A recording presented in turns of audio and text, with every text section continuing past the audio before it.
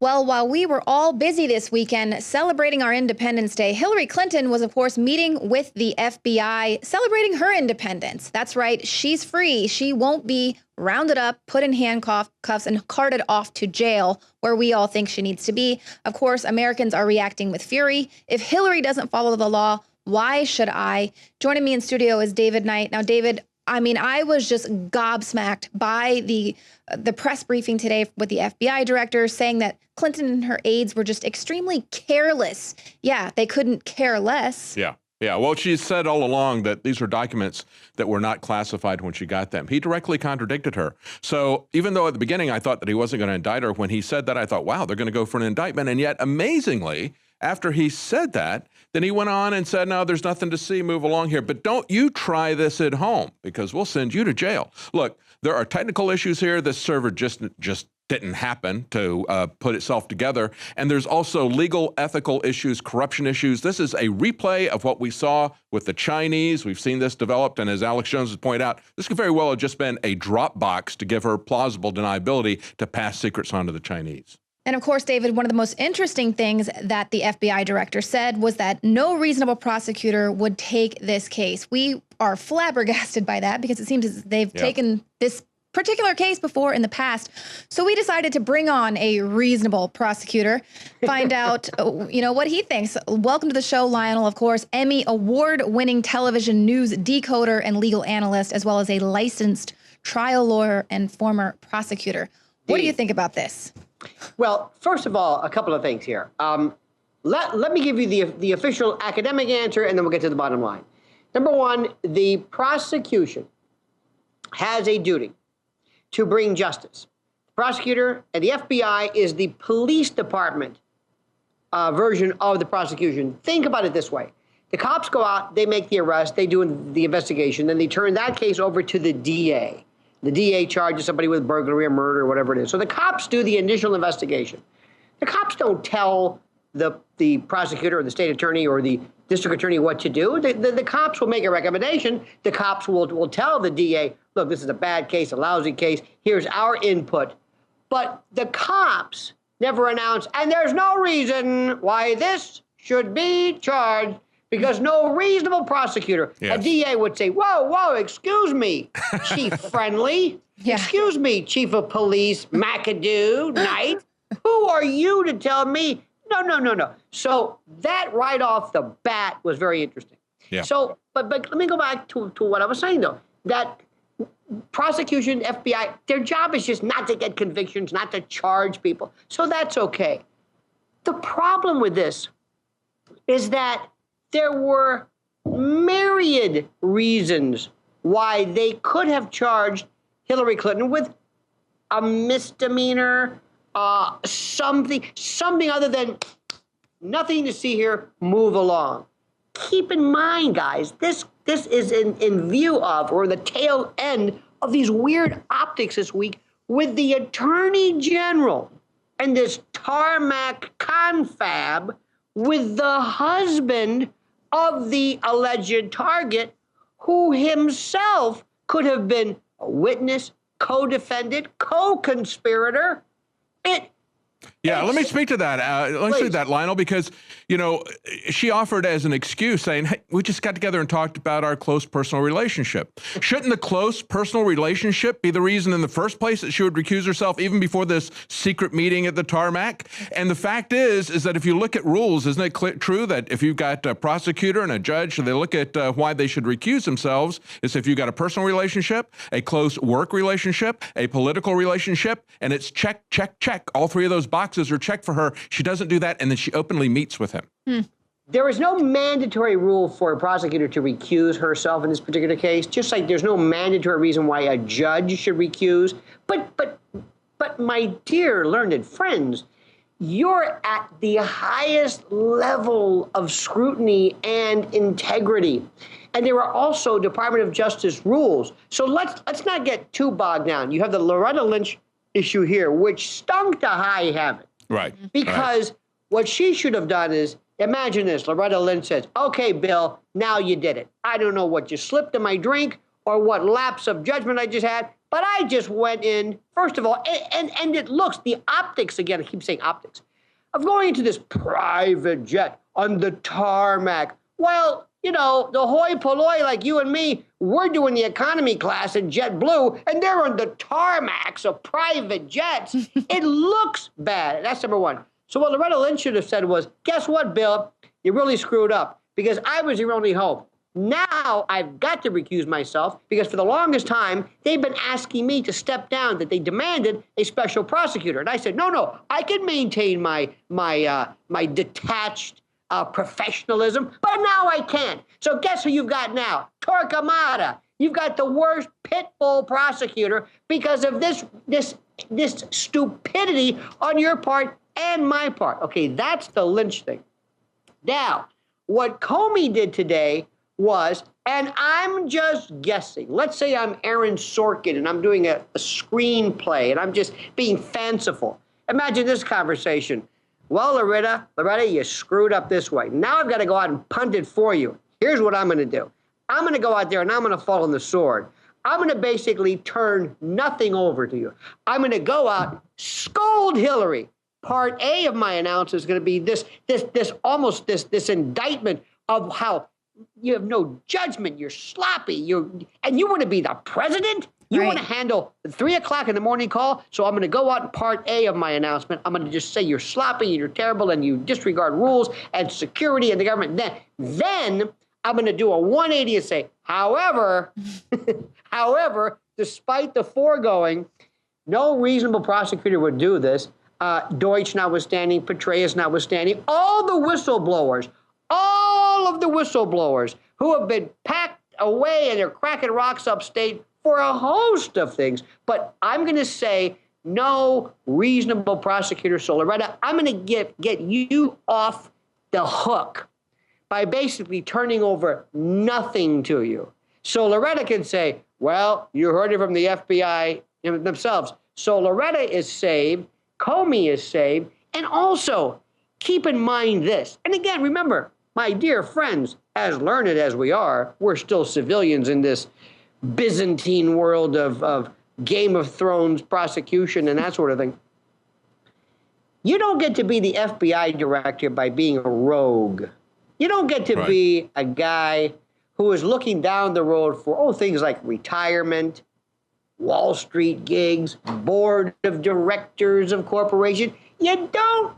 You know, as you look to the sunset of your career and really the big time and the big bucks, and you're a company guy, you don't get to be you don't become the FBI director by being a rogue. And I think that's what she meant. I think that's what he meant by a reasonable prosecutor, a corporate guy who's looking out for his career. Hey, we want to be reasonable about that. Let's talk about some of the specifics, Lionel.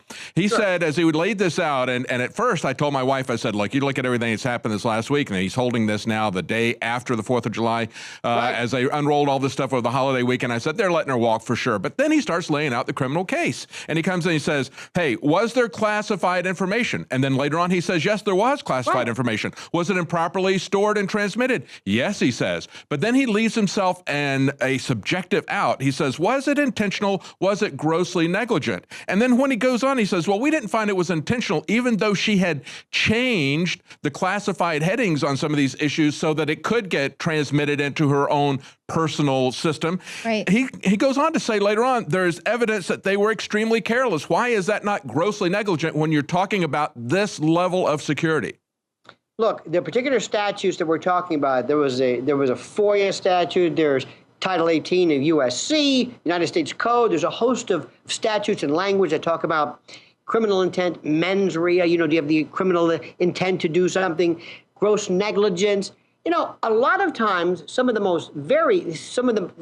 most serious offenses that we can commit do not really involve any kind of, well, scienter, yes, meaning knowingly doing something, but this deliberate intent to defraud, to upend justice. No, sometimes it can be a very simple thing. For example, if you don't file taxes, if you don't pay the government, you can argue all day long as I didn't deliberately do this, I didn't intentionally harm the government. They don't care about that. You think Deutsch, the CIA director, do you think Petraeus knowingly, deliberately went to harm this government? No, that's not the point. They don't write statutes that give you a way out. Look, let me just leave you, my dear friends, with this. Let's just some kernel, some nugget of perhaps hope for justice. Not conviction, not indictment. I'm not out to see Hillary Clinton indicted or incarcerated. That's not what I want. Justice. I want equal treatment under the law. Right. Yeah. But imagine this. Imagine Comey said, well, Hillary, if you go back and listen to what I said, I told the people about my investigation of you and your behavior involving the server. What I didn't mention was this other particular statute, and that is lying to the FBI. Right. Because as you recall, Martha Stewart was sent to the Pokey, the Gray Bar Inn, the Hoosgow, not because of insider trading, but because she lied to the FBI. So if you listen carefully, Hillary, what I said was that as far as you violating these server and secure transmission statutes, that's one thing. However, after the fact, we went through all of the testimony, and how many times she's met or talked to the government, I don't know. But whenever you speak to the FBI and how Hillary Clinton never took the fifth, how she actually spoke, allegedly for 3.5 hours, you are opening yourself up. And by the way, the Fifth Amendment is not a loophole of the guilty. It's a constitutional right that you have the ability as a citizen to take. The Second Amendment is just as good as the Fifth Amendment. Yeah. But there is something to be said for that. Don't hold your breath, but lying to the government and perjury and giving inconsistent statements under oath, not necessarily to a grand jury itself, but to the FBI, that's the derivative angle in addition to the substantive charges. And Hillary Clinton said that this last week. She said, look, I exposed myself to a very serious crime. Many times they don't charge you with what the initial investigation is about, but they will charge you for inaccurate statements saying that you're lying to the FBI. Lionel, to my cynical mind, I believe that is why Loretta Lynch and Bill Clinton met. I believe that it was a briefing to tell him precisely where they were going with this, what they knew, to make sure that she was going to have a prepared statement. This is a woman who's not had a press conference for about 215 days, and she has everything prepared and laid out for her. I think that was the point of that meeting, quite frankly, in my cynical point of view. I agree. Well, you know, they say just because you're paranoid doesn't mean no one's after you, and just because you're cynical doesn't mean you're wrong. So, my friends, as we will find out, this remains to be seen, and please accept my offer to return to these hallowed portals again to discuss and explicate this most fascinating subject. Yes. You know, Lionel, we've only got a couple of minutes left. I just want to get a quick comment from you about his essentially don't try this at home. Right. When he finished up with this, he said, to be clear, this isn't to suggest that in similar circumstances, a person who's not running for president, who's not Hillary Clinton, engaged in this activity would face no consequences. To the contrary, those individuals are often subject to security or administrative sanctions. That's not to say that's not what we're deciding now. This is simply a special treatment for Hillary Clinton. That's what he's saying. It only applies to her. Yeah, your comment. Let's imagine right now as we speak, John Kerry decides to go to his basement or his bathroom or hall closet, put in his own server, and do exactly what Hillary Clinton did. Can he expect the same treatment? No. Is that fair? No. Is that reality? Yes. Yes. Yes. Well, what do we think about the fact that they're trying to tell us that Hillary Clinton was just that ignorant that she did this, and yet we're supposed to put her in the most powerful position? Right. Right. Listen. Is she a criminal or an idiot? Remember when President Obama was asked, do you have a BlackBerry? Well, I do the BlackBerry, but you know, I got to have a special one, and I don't do it because I got to have the special BlackBerry that they've approved, and it's secured, and you know, I'm the president, and I'd love to be able to do it to get my scores. And there was an article this week in the New York Times about how he has his own secure BlackBerry. Remember that? He can't, you don't want somebody hacking in. And by the way, final question. This fellow, this IT tech who took the fifth 125 times or something, took the fifth for what? If Hillary Clinton did anything wrong, why did he do anything wrong? What is he taking the fifth for? And I think that's a key point, because when you say that it wasn't intentional, it just didn't happen that she had this complex setup of private security. She was putting her own personal secrecy above national secrets. That was what this is all about. Exactly. Imagine David, you and Leanne are involved in something. Leanne goes into a one room. She's investigated by the FBI. She takes the fifth 150 times. You answer all the questions. You walk and she says, what the hell did I take the fit? Wait a minute. Something's not right here. Well, it just seems like all around in every direction, they really do not care anymore what this looks like to the American people, because we all say it stinks to high heaven, but they're just letting us know that they can do whatever they want. They're above the law. Let me leave you with this one. Here's the way the Clintons think. When they do something, when they get away with it, they don't want to get away with it. They want to they don't want to get away with murder. They want the murder to be done at the 6 o'clock news with a million cameras to say, see?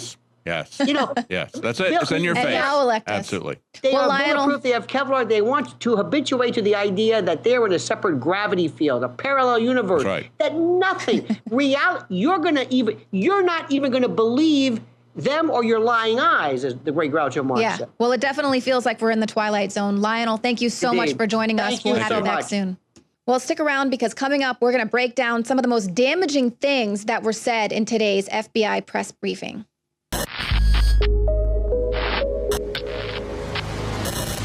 People desperate for staples like milk, rice and flour stormed a supermarket warehouse in Guyana City. If you go back to 2007, the British Ministry of Defense came out and echoed a Department of Defense report from here in the U.S. saying that beginning in the year 2016, right through 2020 to 2030, that they believe there would be massive multi-100% food price increases worldwide. And that during that global meltdown, that there would be incredible social unrest that would depopulate much of the earth. Now, in 2016, Vice magazine and other publications are reporting on a 2015 report produced by the U.S. government, the UN, and scores of foreign nations, as well as the State Department, overseen by food giant Cargill, the World Bank, and most importantly, the World Wildlife Fund. The World Wildlife Fund is a eugenics, anti-human organization set up by Prince Bernhard, who also founded the Bilderberg Group and who was a Nazi officer. In this new FEMA report, with headline, FEMA contractor predicts social unrest caused by 395% food price spikes, you learn that this is a report filed with governments and major institutions overseen by a contractor that since the 1940s has been the main advisor for the U.S. Navy Marine Corps.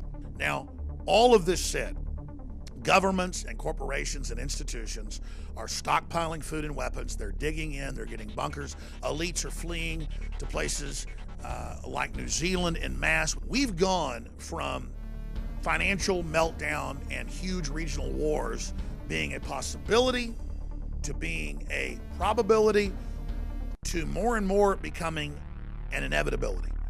Number one, everybody needs to be able to protect themselves. Everybody needs friends and family they can rely on in crises.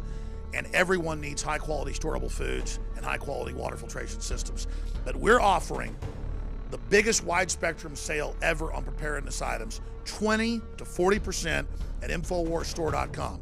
On InfoWars Select, high-quality storable foods, the highest quality, the lowest prices, powered by My Patriot Supply. We also sell their food as well, their full spectrum. And all of their water filtration systems across the board, from gravity-fed systems like Alexa Pure and ProPure, to shower filters, to survival straws, you name it, it's all 20 to 40% off right through July 4th at InfoWarsStore.com. I know I personally am getting prepared. The warning signs are insane. Take advantage, 20 to 40% off until early next week with the 4th of July holiday special at InfoWarsStore.com.